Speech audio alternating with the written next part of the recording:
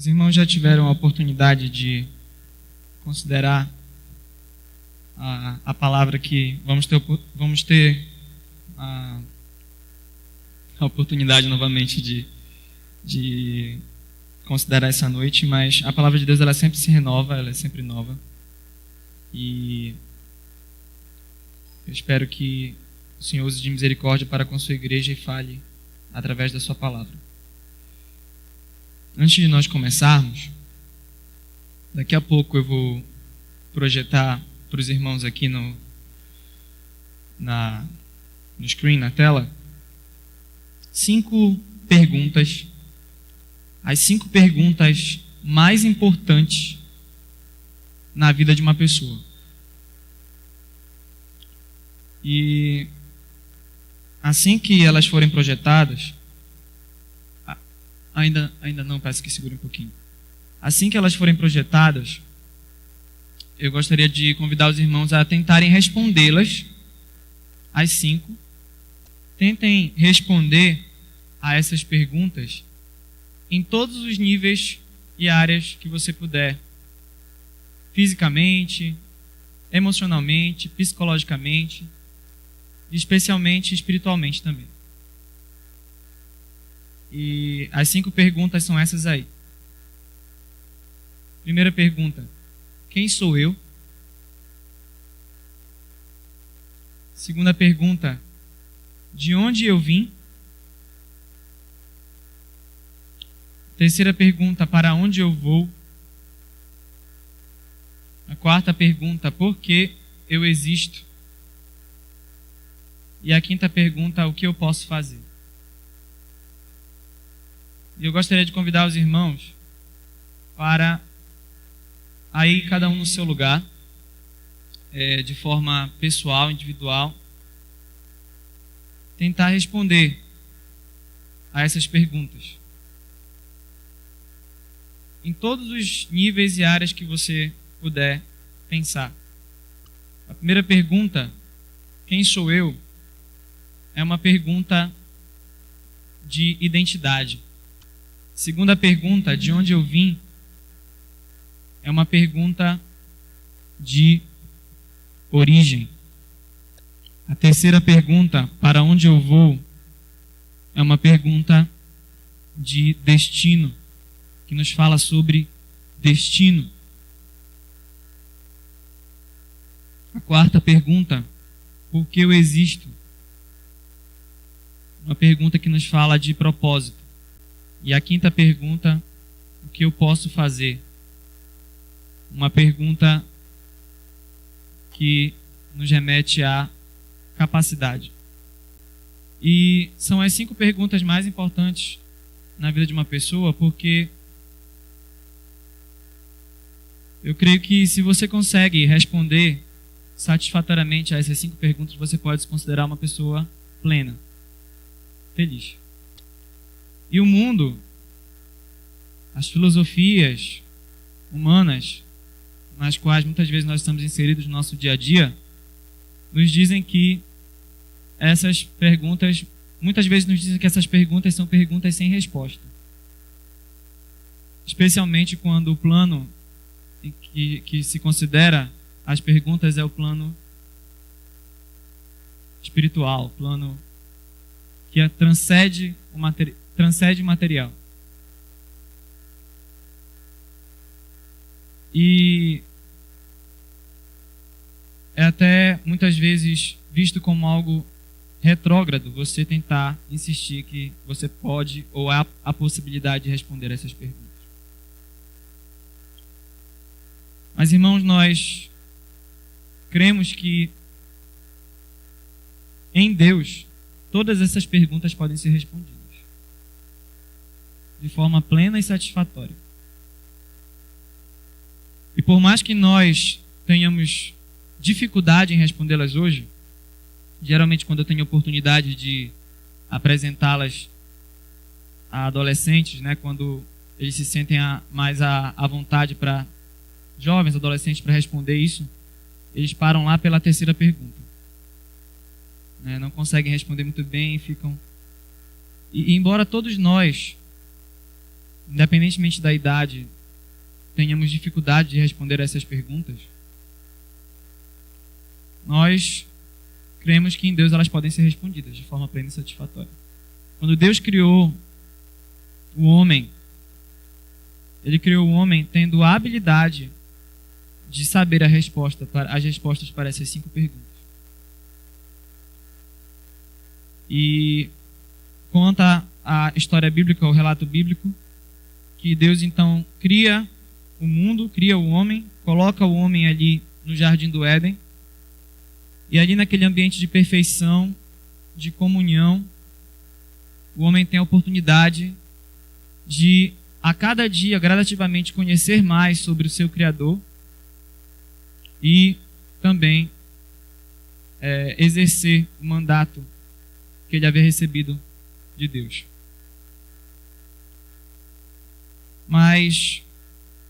E o capítulo que nós vamos ler começa com essa palavra. Chega um determinado momento na história do homem que ele então decide se rebelar. E aonde poderia haver uma história de morte, simplesmente, uma história de tragédia, simplesmente, porque não deixa de ser uma tragédia, mas mesmo ali, Deus, na sua graça e na sua misericórdia, demonstra o seu amor e o seu plano perfeito para a humanidade. Nós vamos pensar nessas respostas que essas perguntas exigem essa noite, com a graça de Deus, considerando jamais com o objetivo de esgotar o assunto, de esgotar o tema, Gênesis capítulo 3. E o tema da mensagem dessa noite é a queda e o proto-evangelho. Então, vamos abrir as nossas Bíblias em Gênesis capítulo 3. Eu vou ler, os irmãos acompanham. Mas a serpente, mais sagaz que todos os animais selváticos que o Senhor Deus tinha feito, disse à mulher: é assim que Deus disse: não comereis de toda a árvore do jardim? Respondeu-lhe a mulher: do fruto das árvores do jardim podemos comer, mas do fruto da árvore que está no meio do jardim, disse Deus: dele não comereis, nem tocareis nele, para que não morrais. Então a serpente disse à mulher: é certo que não morrereis, porque Deus sabe que no dia em que dele comerdes se vos abrirão os olhos, e como Deus sereis conhecedores do bem e do mal. Vendo a mulher que a árvore era boa para se comer, agradável aos olhos e árvore desejável para dar entendimento, tomou-lhe do fruto e comeu, e deu também ao marido, e ele comeu. Abriram-se então os olhos de ambos, e percebendo que estavam nus, coseram folhas de figueira e fizeram cintas para si. Quando ouviram a voz do Senhor Deus que andava no jardim pela viração do dia, esconderam-se da presença do Senhor Deus, o homem e sua mulher, por entre as árvores do jardim. E chamou o Senhor Deus ao homem e lhe perguntou: onde estás? Ele respondeu: ouvi a tua voz no jardim, e porque estava nu, tive medo e me escondi. Perguntou-lhe Deus: quem te fez saber que estavas nu? Comeste da árvore de que te ordenei que não comesses? Então disse o homem: a mulher que me deste por esposa, ela me deu da árvore e eu comi. Disse o Senhor Deus à mulher: que é isso que fizeste? Respondeu a mulher: a serpente me enganou e eu comi. Então o Senhor Deus disse à serpente: visto que isso fizeste, maldita és entre todos os animais domésticos e o és entre todos os animais selváticos. Rastejarás sobre o teu ventre e comerás pó todos os dias da tua vida. Porém, inimizade entre ti e a mulher, entre a tua descendência e o seu descendente. Este te ferirá a cabeça e tu lhe ferirás o calcanhar. E a mulher disse: multiplicarei sobremodo os sofrimentos da tua gravidez. Em meio a dores darás à luz filhos.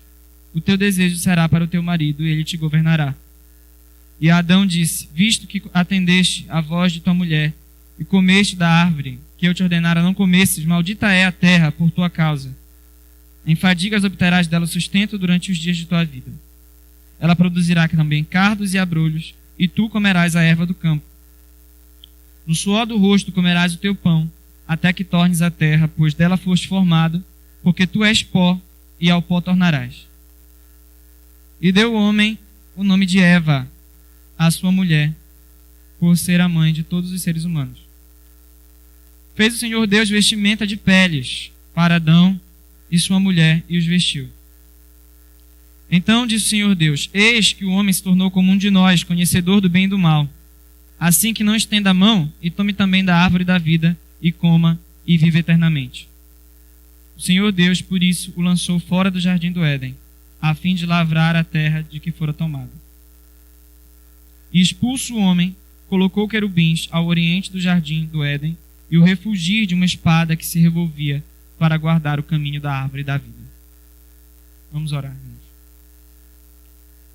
Santo Eterno Deus, nós estamos, Senhor, na Tua casa, adentramos, Senhor, este lugar santo. Santo, Senhor, porque Tu o fazes santo, a Tua presença, Senhor, faz santo. E sabemos, ó Deus, que aqui estamos unicamente pelas Tuas misericórdias, Senhor, pelas misericórdias de Cristo. E podemos, Senhor, fazê-lo porque temos o acesso, Senhor, a Ti através da cruz de Cristo. E nós já Te agradecemos, Senhor, e Te louvamos através dos cânticos. Mas, Senhor, queremos rogar, Pai, que o Senhor continue conosco nesse momento sublime que é o momento com a Tua palavra, Pai. Sê, Senhor, comigo, com as minhas debilidades, com as minhas fraquezas, e que seja Cristo, Senhor, sempre e eternamente o motivo da nossa alegria, o motivo do nosso louvor, o desejo, Senhor, dos nossos corações, do nosso tesouro supremo, o único a ser exaltado e glorificado, Senhor, essa noite. Que o Senhor seja, Senhor, com cada vida aqui presente, cada coração, a começar, Senhor, com o meu. Que o Teu Espírito Santo, Senhor, venha com poder sondar os nossos corações para que cada um possa receber, Senhor, aquilo que mais precisa, Senhor, da Tua palavra essa noite. Perdoa, Pai, os nossos pecados, as nossas imperfeições. E ser, Senhor, com o Teu povo espalhado por este globo, onde houvesse um local que possa ser chamado de Tua casa, que ali o Senhor também se faça presente, que ali, Senhor, também o Senhor seja exaltado, Pai. Essa oração, Senhor, que fazemos a Ti, em nome de Jesus. Amém. Como eu disse, irmãos, os capítulos anteriores ao capítulo que lemos, eles mostram como Deus criou o mundo, e esse mundo ele era totalmente perfeito. Havia uma harmonia plena que nós não podemos reproduzir agora, nesse momento, depois da queda. Uma harmonia entre o homem e a natureza, uma harmonia entre o homem e o próprio homem, né? Entre o homem e o seu cônjuge e sua contraparte, vamos dizer assim, e também uma harmonia plena entre o homem e o Criador. Se os irmãos abrirem em Gênesis capítulo 1, versículo 29 e 30, e lerem com um pouco de atenção, vão perceber que no Éden, antes da queda, você tinha uma harmonia, inclusive no que diz respeito à vivência entre os próprios animais, né? No versículo 29 do capítulo 1, a palavra de Deus diz assim: e disse Deus ainda: eis que vos tenho dado, ele falando para o homem e para a mulher, eis que vos tenho dado todas as ervas que dão semente e se acham na superfície de toda a terra, e todas as árvores em que há fruto que dê semente, isso vos será para mantimento.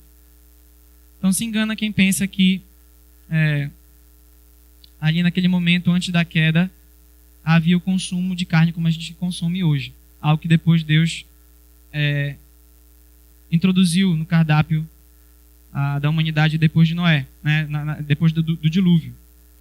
E eu não vou entrar aqui nos detalhes relacionados à questão de que os cientistas, né, criacionistas, aqueles que creem na palavra de Deus, falam sobre isso, mas não é o caso. Mas percebam como o homem não ia derramar sangue para se alimentar. Tudo que ele precisava, ele tinha ali pronto de maneira perfeita, de maneira plena e harmoniosa.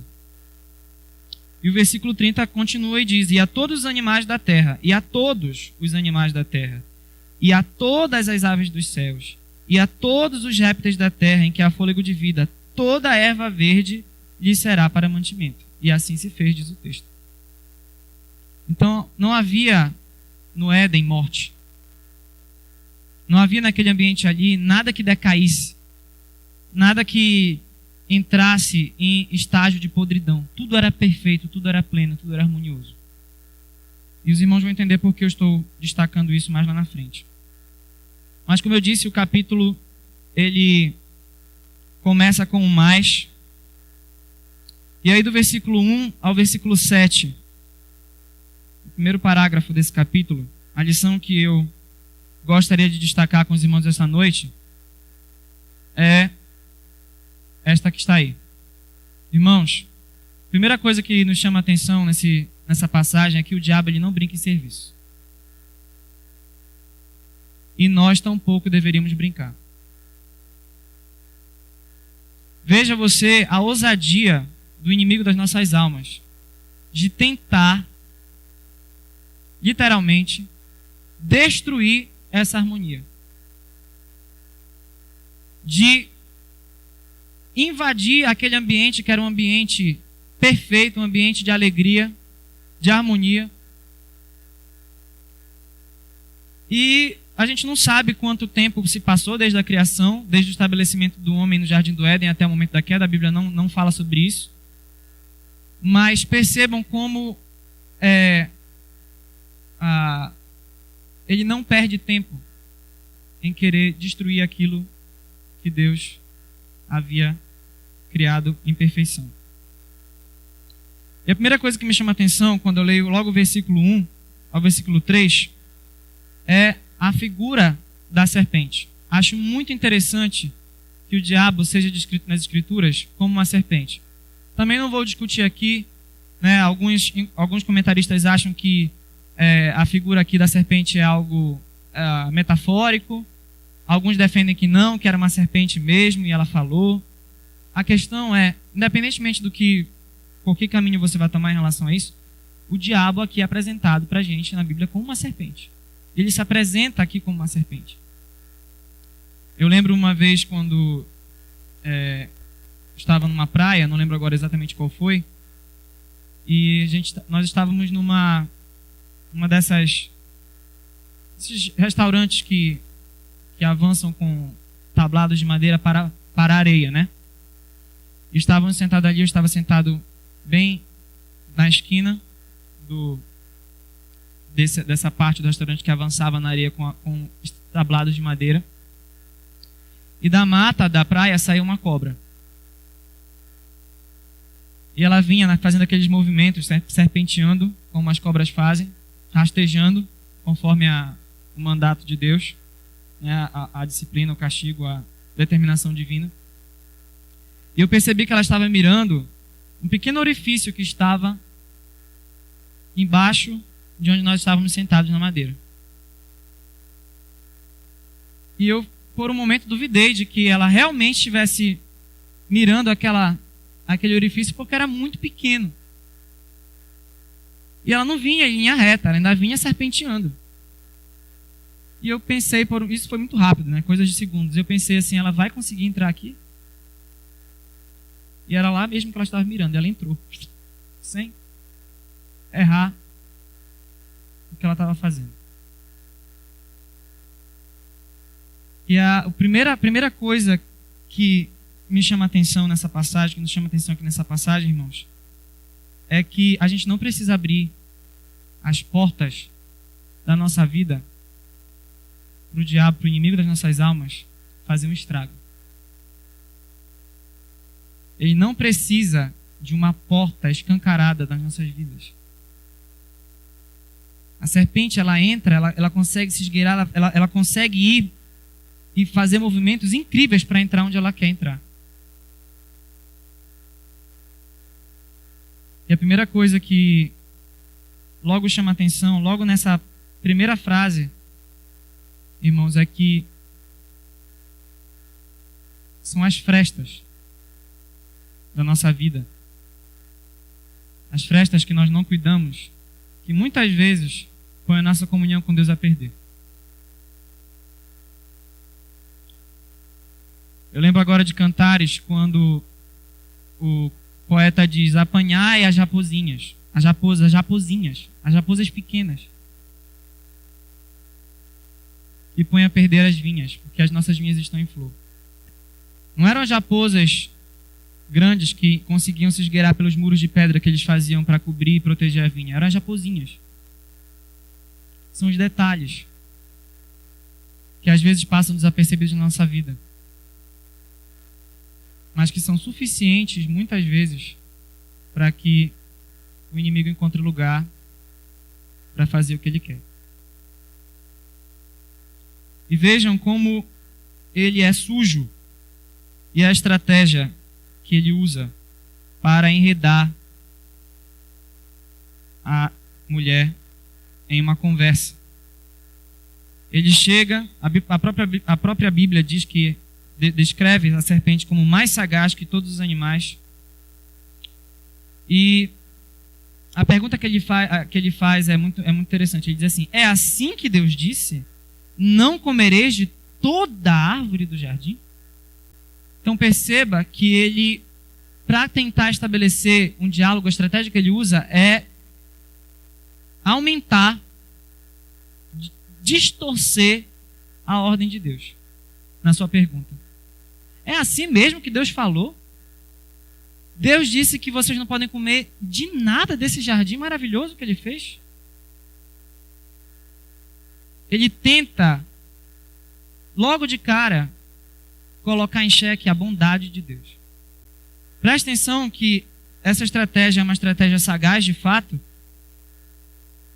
porque eu fico pensando, se ele chega lá com a Eva e diz assim: Deus falou para vocês que vocês podem comer de toda a árvore do jardim, mas dessa árvore aqui vocês não podem comer, Eva diria: sim, foi isso que ele disse.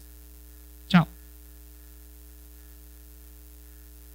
Ele não vai repetir o mandamento de Deus, ele quer distorcer. E é isso que o diabo faz, ele distorce aquilo que Deus diz, aquilo que Deus cria. Ele mesmo não tem poder para criar nada, ele é criatura. Ele pega aquilo que Deus faz, aquilo que Deus disse, aquilo que Deus criou, e ele tenta distorcer para alcançar os seus propósitos escusos. E ele diz: é assim que Deus disse, não comereis de toda a árvore do jardim? Então a mulher vai lá e corrige o que ele disse. Do fruto das árvores do jardim podemos comer, mas do fruto da árvore que está no meio do jardim, disse Deus: dele não comereis, nem tocareis nele, para que não morrais.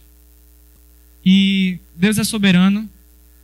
Essa situação aqui, cada mínima palavra desse diálogo não pegou de surpresa. A sua glória não foi em nada diminuída por causa dessa situação.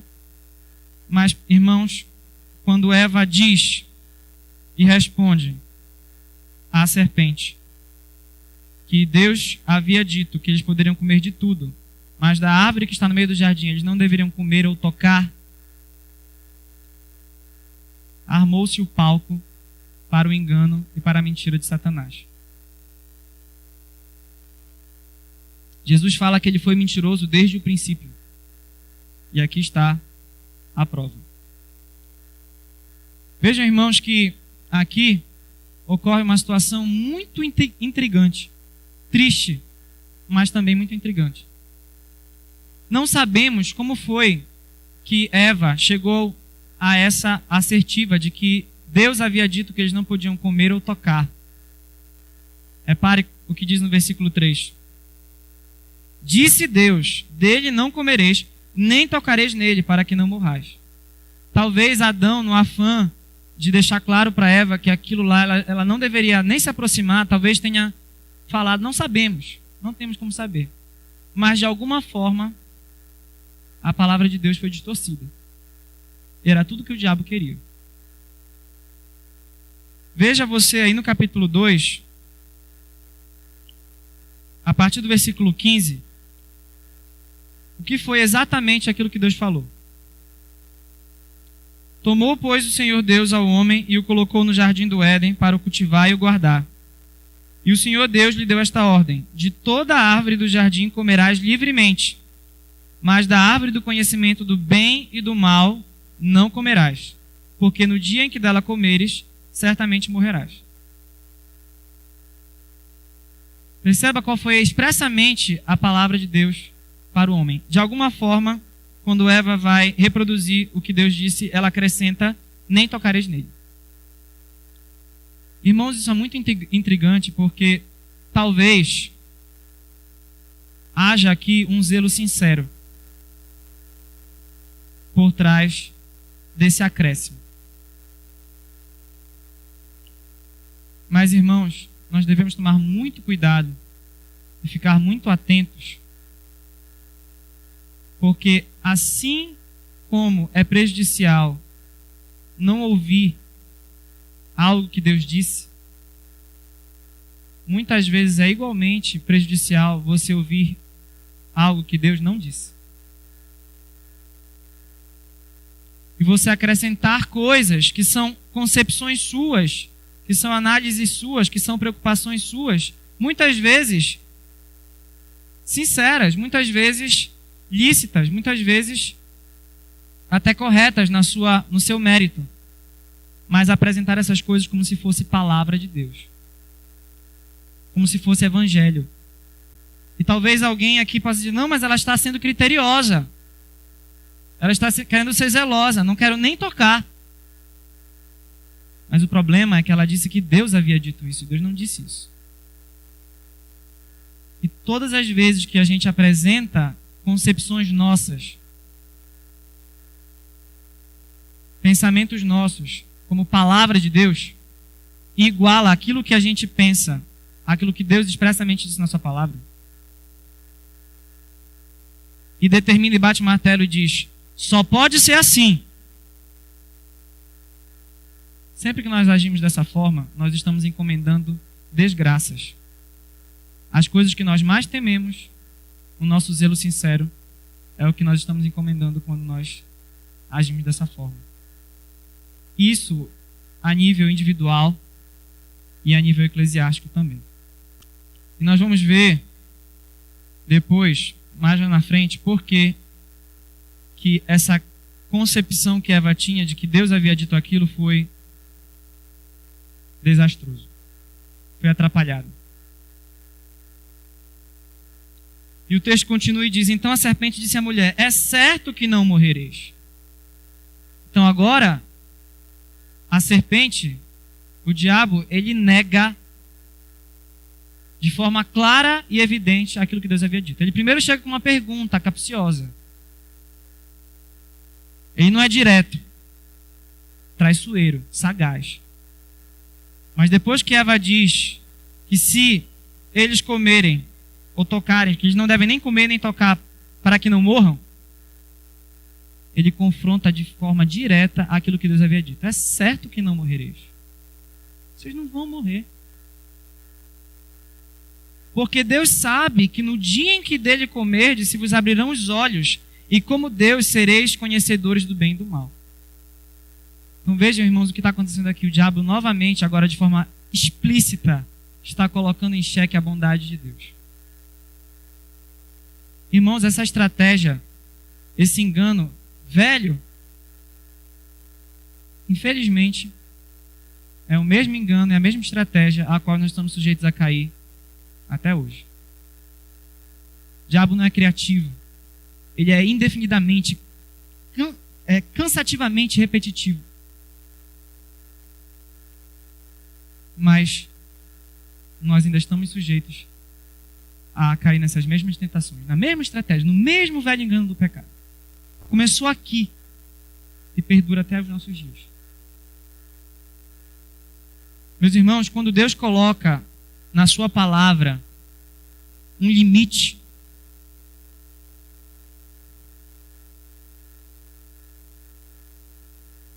nós falhamos. O ser humano falha quando ele olha para esse limite e diz assim: Deus está me tolhindo. Deus é um estraga-prazer. Essa religião do não pode, tudo não pode. Tudo cheio de regra. Eu não gosto disso. Estou preso. Não gosto de ninguém me prendendo. E as pessoas que dizem isso e pensam assim, e vivem a vida dessa forma, não conseguem perceber, atinar que os limites que Deus coloca são, na verdade, um muro de proteção. São expressões da sua bondade para conosco. E o que o diabo faz aqui com Eva é dizer, olha, na verdade, Deus está escondendo o bonzão de vocês. Vocês pensam que o que vocês estão vendo aqui é o bacana? Enquanto não comer desse fruto aqui, enquanto tu não provares isso daqui, tu não vai saber o que de fato Deus está escondendo de vocês. Deus não é esse ser bondoso, não, que vocês estão pensando. Ele está tolhindo vocês. Está limitando vocês. Porque ele sabe, ele disse isso porque ele sabe que no dia que dele comer, se vos abrirão os olhos e como Deus, sereis conhecedores do bem e do mal. Vocês vão ser como Deus. E o pastor, às vezes, ele diz isso. E eu vou fazer minhas essas palavras. O pecado emburrece a gente. Porque pensem comigo, irmão, se Deus realmente fosse esse ser que estivesse sentindo o seu poderio, a sua glória ameaçada, ele nem teria colocado aquela árvore ali. Ele teria colocado a árvore ali. O motivo teria que ser outro, mas ninguém está pensando nisso. Chegou o momento de colocar a bondade de Deus em xeque aqui. Quantas vezes nós não vemos pessoas que vêm com esse discurso para nós? E muitas vezes nós mesmos, sabendo dessa verdade, reclamamos, achamos algo custoso, gravoso, os mandamentos, quando a própria palavra diz que os seus mandamentos não são gravosos. Não nos causam dano, são para o nosso bem. Pensem na seguinte ilustração. Eu, quando era mais novo, e a Tis ainda mais nova também, ainda bebezinha, a gente gostava muito de comer biscoito. E o último biscoito do armário que eu peguei, eu abri na frente dela. E eu não percebi que o biscoito estava mole, não estava bom para comer. O pacote estava aberto já.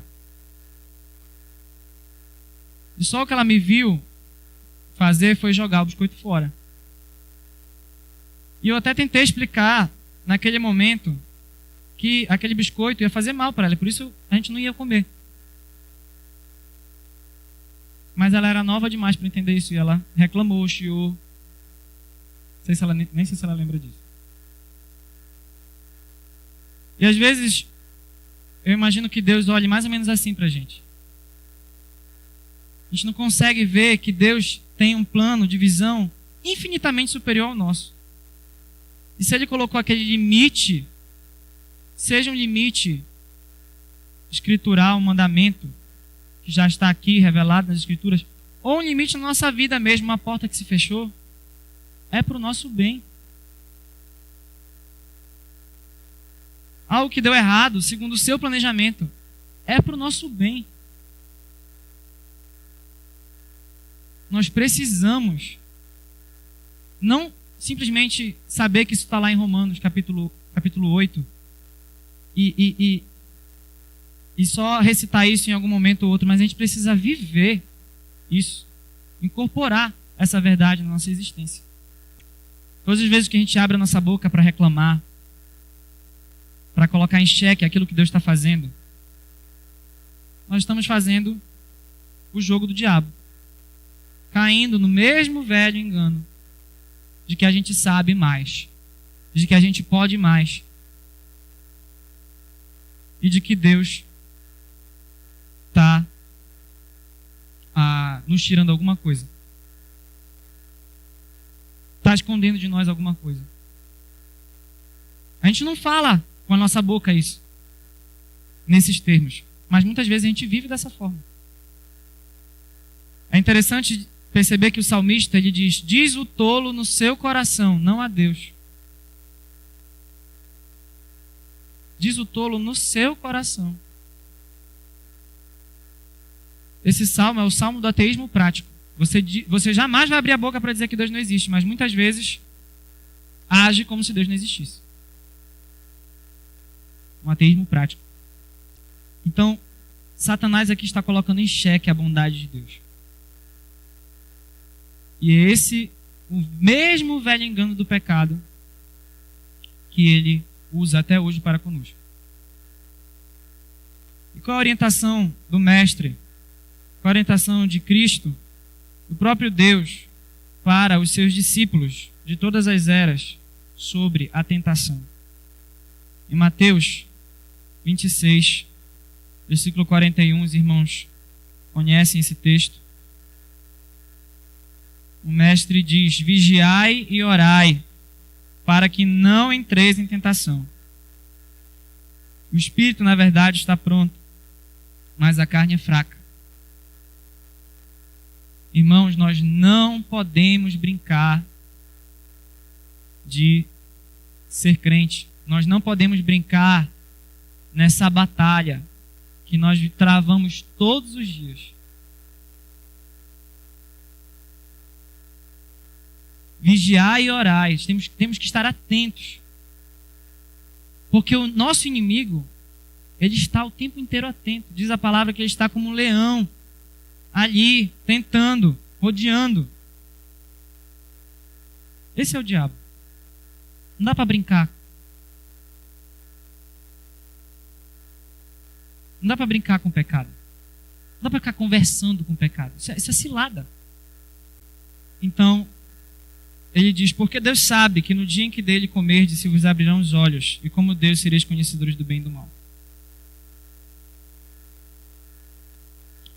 E a segunda... continuando ainda. Vendo a mulher que a árvore era boa para se comer, agradável aos olhos e árvore desejável para dar entendimento, tomou-lhe do fruto e comeu. E deu também ao marido, e ele comeu. Abriram-se então os olhos de ambos, e percebendo que estavam nus, coseram folhas de figueira e fizeram cintas para si. O texto diz que a mulher viu, ela desejou e ela tomou. E isso vai se tornar um padrão na história da humanidade. Você vai ver isso claramente, por exemplo, também na história de Sansão. Esse padrão: ver, desejar, tomar. E aí eu acho no versículo 7 uma nota irônica, porque o texto diz: abriram-se então os olhos de ambos. Meus irmãos, quantas vezes a gente só não cai, ensina, só não cai na realidade depois que a gente já fez a besteira? Quando já passou aquele afã, aquela coceira para fazer o que não era para fazer, e a gente cai em si e diz assim: o que foi que eu fiz? Mas percebe? Os olhos têm que estar abertos antes. Os olhos deveriam estar abertos antes. E aí então eles percebem que estão nus, percebem que fizeram algo que não deveriam fazer. E com medo e com vergonha, então, diz o texto que eles costuram, que eles fabricam com folhas de figueira cintas para si. E essa descrição, no final do versículo 7, nos leva para o parágrafo seguinte, para a nossa segunda lição. O pecado, ele nunca cumpre o que promete oferecer. Veja você aí no versículo 8 que, quando eles ouviram a voz do Senhor Deus, que andava no jardim pela viração do dia, esconderam-se da presença do Senhor Deus, o homem e sua mulher, por entre as árvores do jardim. Quebrou a comunhão. A comunhão foi perdida. E chamou o Senhor Deus ao homem e lhe perguntou: onde estás? Ele respondeu: ouvi a tua voz no jardim, porque estava nu, tive medo e me escondi. Irmãos, a estrada do pecado, ela termina no poço da vergonha e do medo. Satanás pinta toda uma tela maravilhosa, toda colorida, convoca todo mundo para vir. E quando você passa por aquela cortina por trás, o que você vai encontrar no final é vergonha e medo. Vergonha e medo. E é interessante perceber que isso também é um padrão. Você tem claramente esse caminho de vergonha e medo sendo expressos também lá em Êxodo capítulo 32, versículo 25. Qual é o contexto dessa passagem de Êxodo? É aquele episódio triste do povo de Israel que fabricou o bezerro de ouro. Quando Moisés então vai e confronta Arão, no versículo 25, o texto diz: vendo Moisés que o povo estava desenfreado, pois Arão o deixara solta, para a vergonha no meio dos seus inimigos. Vocês percebem, irmãos, aqui o caminho? O passo a passo? O povo estava desenfreado, mas antes, ele estava desenfreado por quê? Porque antes Arão o quê? O deixara solta.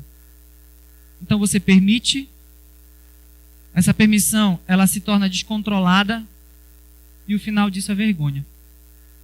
O final disso é medo.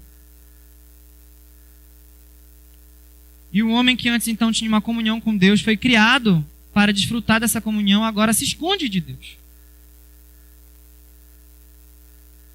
E aí, no versículo 11, vem algo que é muito precioso, irmãos, para nós essa noite. Perguntou-lhe Deus: quem te fez saber que estavas nu? Comeste da árvore de que te ordenei que não comesses? Por que Deus faz essa pergunta? Deus não sabia o que tinha acontecido? E você vê também esse mesmo questionamento em outras passagens da Bíblia. Logo depois, no capítulo seguinte, você vê Deus confrontando Caim, após ele haver assassinado o seu irmão. Ele pergunta: onde está Abel, teu irmão? E frequentemente você vai ver nas Escrituras Deus confrontando o erro com a pergunta: que é isto que fizeste? Ou seus mensageiros autorizados chegando com quem erra e perguntando: que fizeste?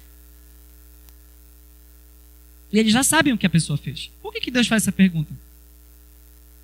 O que Deus sempre espera de nós quando Ele chega conosco e nos pergunta: o que você fez?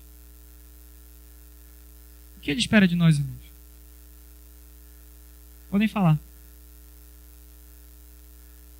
Uma confissão. Uma confissão. E um ponto que a gente precisa destacar, do versículo 11 ao versículo 13, quando um vai passando a responsabilidade para o outro, é que, irmãos, nunca uma desculpa vai substituir uma confissão. Gravem isso. Se vocês tiverem de esquecer qualquer coisa que nós comentarmos essa noite, ou meditarmos essa noite, que fique isso, pelo menos. Nunca uma desculpa vai substituir uma confissão. De certa forma, a gente vê esse comportamento de Adão se desculpando e depois a sua mulher, também no que eles fizeram. Quando eles perceberam que estavam nus, eles perceberam: temos um problema. Fizemos algo errado, fizemos uma besteira. Vamos resolver o problema. Vamos tentar resolver o problema. Com as nossas próprias ideias, com as nossas próprias forças, com os nossos próprios recursos.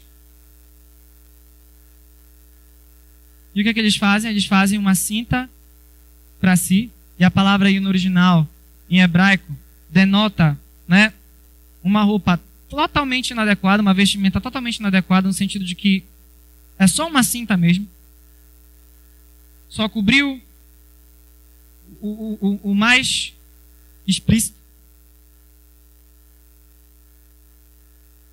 E eles tentam então agora cobrir o erro deles.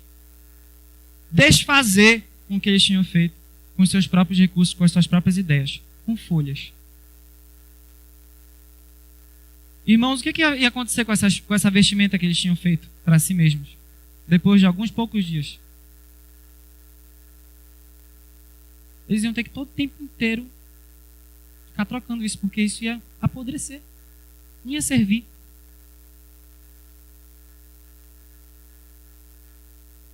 Sabe o que são essas vestimentas de folha que eles fizeram para si? Na nossa vida? A justiça própria. Muitas vezes a gente faz algo errado, sabe que cometeu um pecado, falhou com Deus, falhou com o próximo, e a gente só se aquieta quando a gente consegue, entre aspas, fazer alguma coisa para cobrir aquela falta. A gente vê isso muito claro nas crianças. Ele fez algo errado. Ela fez algo errado. Mexeu onde não devia. Quebrou aquele enfeite lá da casa. Agora ele vai varrer. Ele vai passar o dia inteiro fazendo as coisas porque ele quer ver se ele ameniza a pisada de bola que ele deu. Só que já está feito. Não vai voltar. Então o homem e a mulher, assim como cada um de nós aqui, depois de perceberem que haviam falhado, estavam com o coração cheio de justiça própria. Só que a justiça própria, a desculpa que eles também deram em seguida, não vai substituir e resolver o problema deles. Então o pecado, irmãos, nunca cumpre o que ele promete oferecer. Por trás da cortina linda que o diabo pintou para eles, eles encontraram vergonha e medo. E parece aqueles desenhos, né? Quando Deus chega com o homem, ele tem a ousadia de dizer: olha, a mulher que tu me deste. O homem que antes, no capítulo 2, tinha ficado tão impressionado com a criação e grato que tinha feito até um poema, agora joga a desculpa: olha, não fui eu, foi a mulher que tu me deste. Parece aqueles desenhos que tem um chefe que manda fazer uma coisa e o subordinado passa para o outro, para o outro, para o outro. Aí quando chega no final da fila não tem mais ninguém, o outro vai mesmo fazer triste. Um vai jogando para o outro a responsabilidade. E quando ele chega com a mulher: a serpente me enganou e eu comi. É uma atrapalhada triste o que a gente vê aqui. E há um provérbio que expressa essa realidade de forma plena e direta, se encontra lá em Provérbios 28:13. Diácono Diego, ele gosta muito desse versículo. O texto diz: o que encobre as suas transgressões jamais prosperará, mas o que as confessa e deixa alcançará misericórdia. Independentemente das consequências que você pode imaginar ao falar a verdade diante de um erro seu, diante de Deus e diante do próximo. A palavra de Deus diz que o que encobre as suas transgressões não vai prosperar. Não vai prosperar, não adianta. Mas o que as confessa e deixa alcançará misericórdia. Às vezes, quando acontece uma situação em sala de aula, os irmãos sabem que eu sou professor, eu cito essa passagem e os alunos ficam: mas o que vai acontecer se disser que alcançará misericórdia? Mas o que vai acontecer? Alcançará misericórdia. E aqui, pais, professores, orientadores, todos que têm a oportunidade de lidar com essa questão da autoridade, façam valer esse princípio na vida dos seus filhos, na vida daqueles que Deus tem colocado sob seus cuidados. No sentido de que, havendo confissão e arrependimento, você trate de uma forma e planeje fazer de uma forma diferente daquela que você faria se o pecado for encoberto de forma empedernida. Faça valer esse princípio. Nós não sabemos, não poderemos presumir o que teria acontecido se Adão tivesse agido de outra forma. Claro que Deus jamais voltaria atrás na sua palavra, mas o fato é que eles recebem todos uma dura reprimenda da parte de Deus. E o texto diz que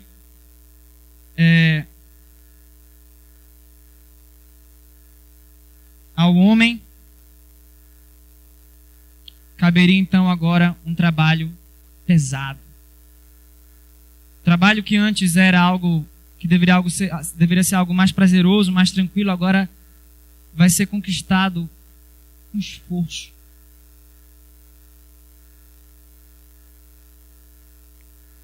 Perceba que o trabalho não é consequência do pecado. O homem já tinha recebido o mandato de trabalhar a terra, de trabalhar no jardim. Mas agora isso não daria o mesmo prazer. Não viria com a mesma facilidade. A mulher, ele diz: multiplicarei sobremodo os sofrimentos da tua gravidez. Em meio de dores darás à luz filhos. O teu desejo será para o teu marido e ele te governará. Também não devemos entender que o papel de submissão veio com a queda. Porque Paulo, quando ele escreve sobre isso, ele vai puxar o argumento da criação.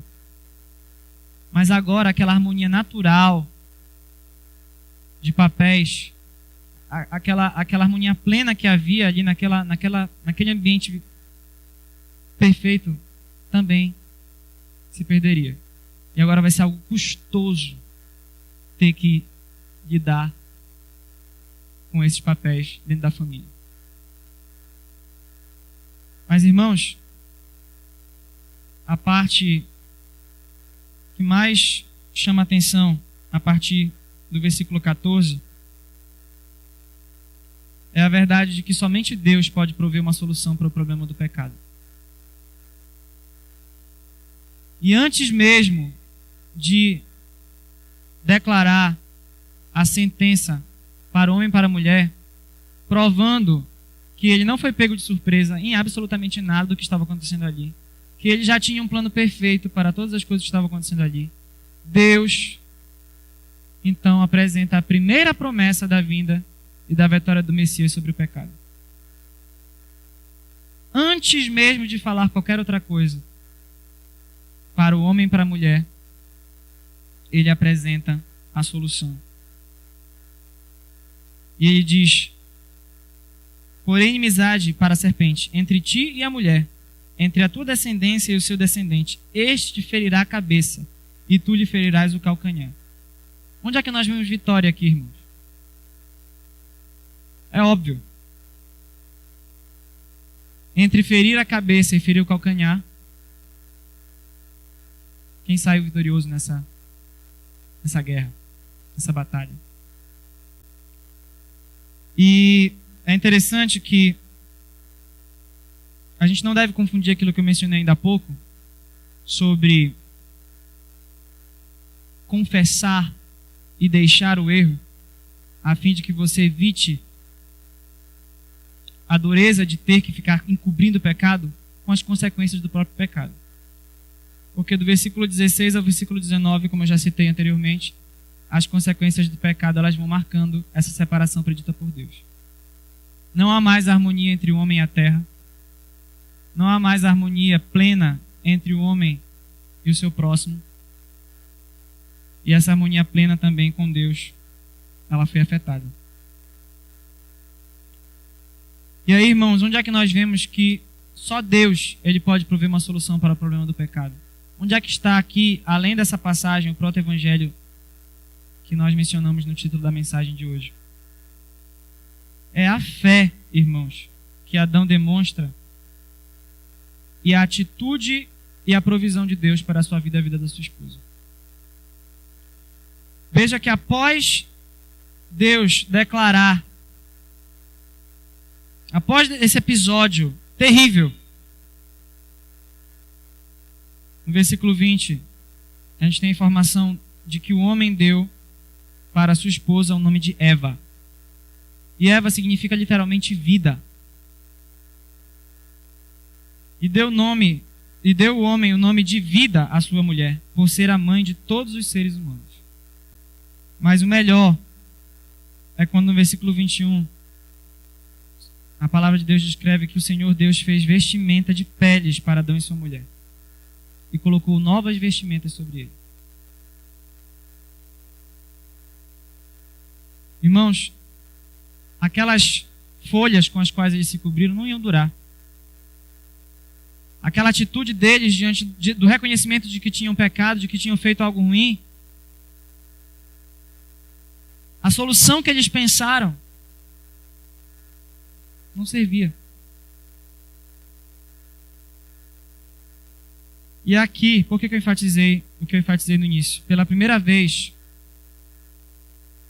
Adão e Eva, sua mulher, devem ter visto morte. Sangue. Talvez. Porque se Deus fez para eles uma vestimenta de peles de animais, algum animal teve que morrer. Aquele ambiente perfeito, onde ninguém matava ninguém, onde ninguém destruía a vida de ninguém. Adão se deparou ali com uma figura ainda que muito parca, mas precisa daquilo que ele precisava fazer para ter o seu problema do pecado resolvido. Mesmo que as consequências ficassem, ainda havia uma esperança. E o que ele precisava fazer para experimentar isso de forma vívida na sua vida? Depositar a sua fé naquela promessa. E perceber que, mesmo na disciplina, mesmo com as consequências do seu pecado, Deus ainda estava demonstrando sua graça e sua misericórdia para com a vida dele. Porque quem deveria pagar literalmente por aquilo que havia feito com morte deveria ser ele.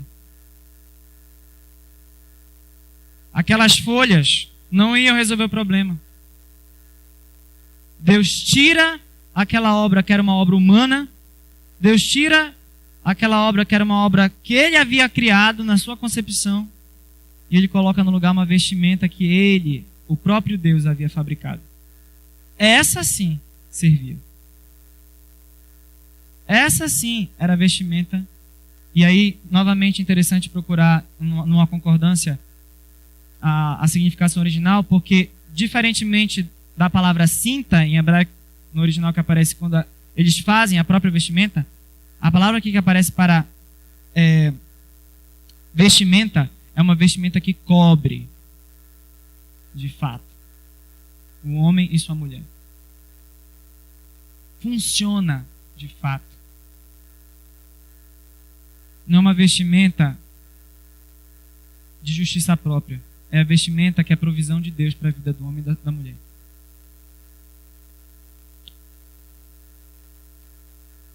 E a partir do versículo 22, o Senhor Deus diz: eis que o homem se tornou como um de nós, conhecedor do bem e do mal. É interessante isso porque Satanás promete para Eva que ela seria como Deus. Olha, é certo que vocês não vão morrer. Deus sabe que no dia que vocês comerem desse fruto, vocês vão ser como eles. Como ele é. Em certo sentido, Eva e Adão e Eva, os dois tiveram aquilo que buscaram. Eles se tornaram conhecedores do bem e do mal. Mas eles se tornaram conhecedores do bem e do mal por experiência amargosa. Deus é conhecedor do bem e do mal por sua onisciência, por seu poder. Deus não pratica o mal para conhecê-lo. Na verdade, tudo aquilo que não é Deus, tudo aquilo que ele não é o mal. O homem e a mulher passariam a conhecer o bem e o mal, mas por experiência, porque agora o mal estaria dentro deles. faria parte da sua natureza. Isso também faz parte da mentira e do engano e das consequências do pecado na nossa vida. Não pense que você vai encomendar aquilo que foi prometido para você. Não vai. Você vai encomendar algo diferente. Você vai abrir a caixa e não vai ser bem aquilo que você estava esperando. Eles iam conhecer o bem e o mal vivendo aquela experiência difícil. Para ilustrar isso, pense em alguém que é médico e se forma em uma área específica de algum problema de saúde específico. E ele cuida daquele paciente e ele consegue aplicar as medicações, ele conhece tudo. Ele passou anos da vida dele se especializando naquilo, para trabalhar com aquilo. Mas ele mesmo, pela graça de Deus, nunca sentiu aquilo no corpo. Ele nunca desenvolveu aquela doença. Já o paciente, ele não estudou. Ele não conhece. Ele não está naquele nível de conhecimento, mas ele experimenta no corpo o que é aquilo. E é isso que foi isso que aconteceu conosco, na pessoa de Adão e Eva. Eis que o homem se tornou como um de nós, conhecedor do bem e do mal. Assim que não estenda a mão e tome também da árvore da vida, e coma e viva eternamente. Então vejam como, mesmo na disciplina, Deus demonstra sua graça e misericórdia para conosco. Imaginem, no tempo de vida que nos é dado aqui, nós já passamos por todos esses sofrimentos que são consequências do pecado e causamos tantos outros mais, também consequências do pecado, da queda. Imagina como seria insuportável ter que aguentar isso eternamente. Então, o Senhor Deus o lançou fora do jardim do Éden, expulso o homem, colocou querubins ao oriente do jardim do Éden e o refugiou de uma espada que se revolvia para guardar o caminho da árvore da vida.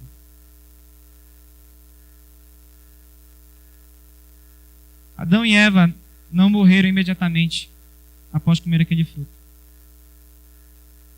Mas tudo que eles tinham de pleno e de perfeito ali naquele mundo, que Deus havia feito para eles, criado para eles, se perdeu.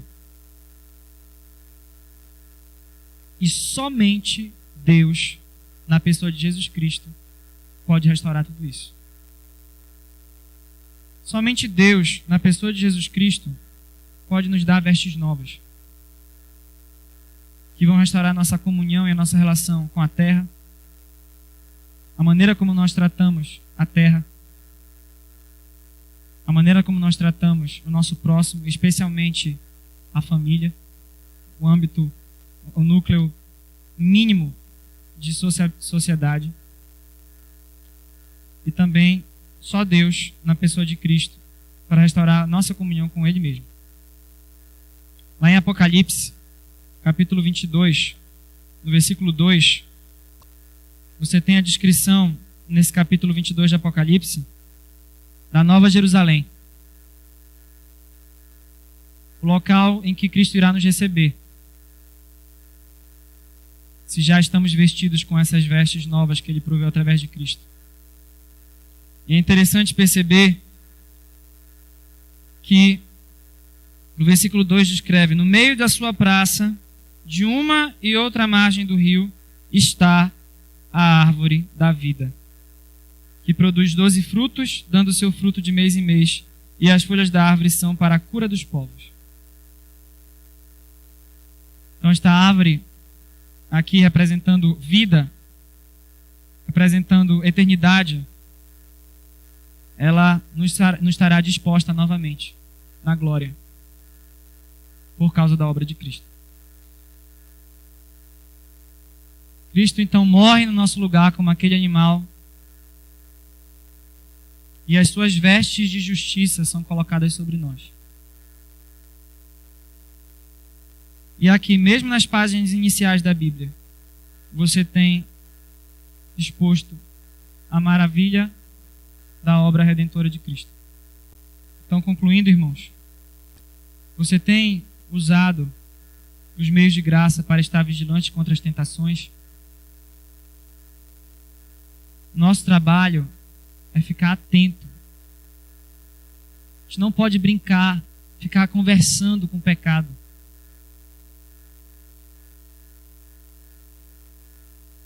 A percepção que a gente precisa ter de que Deus não é um Deus limitador, de que Deus não é um Deus estraga prazer. Ela vai estar vívida na nossa mente diante da tentação se nós estivermos vigiando e orando. Isso você deve fazer constantemente. Imagine você indo fazer uma prova e querendo se preparar para a prova, já sentado lá na carteira com o aplicador da prova distribuindo as provas. Impossível. Você se prepara antes, que aí quando a prova chega, quando o momento chega, mesmo que seja um momento de agonia, você tem ali na sua mente, no seu coração, gravado o que você precisa para passar por aquilo. E é a palavra de Deus. Não são as concepções que você pensa, aquilo que você... É a palavra de Deus. 2. Você já caiu na tentação de cobrir uma falta com desculpas, ao invés de confessar e deixar?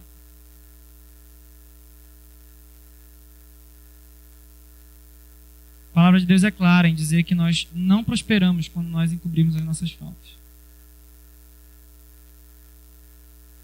Que Deus espera de nós toda vez que nós caímos, até que um dia essa regeneração, essa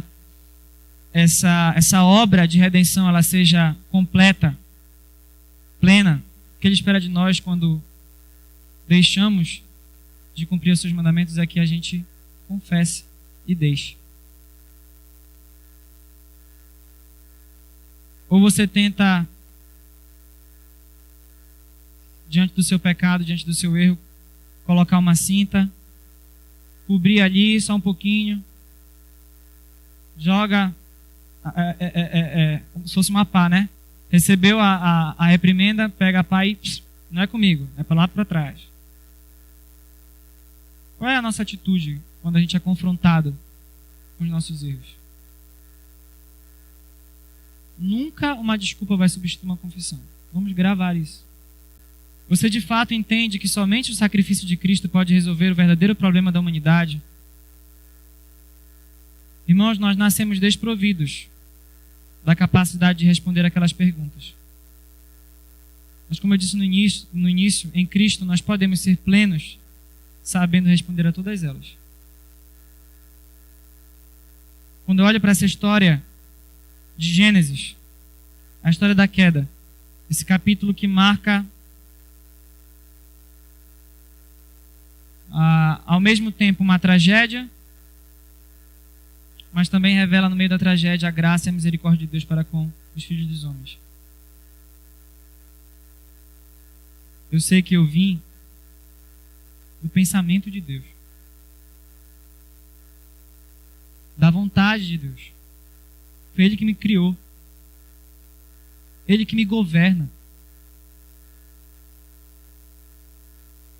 É com Ele que eu tenho que prestar contas. Eu sou um pecador. Quem eu sou? Eu sou um pecador. Sujeito a cair nessas mesmas falhas, nessas velhas estratégias.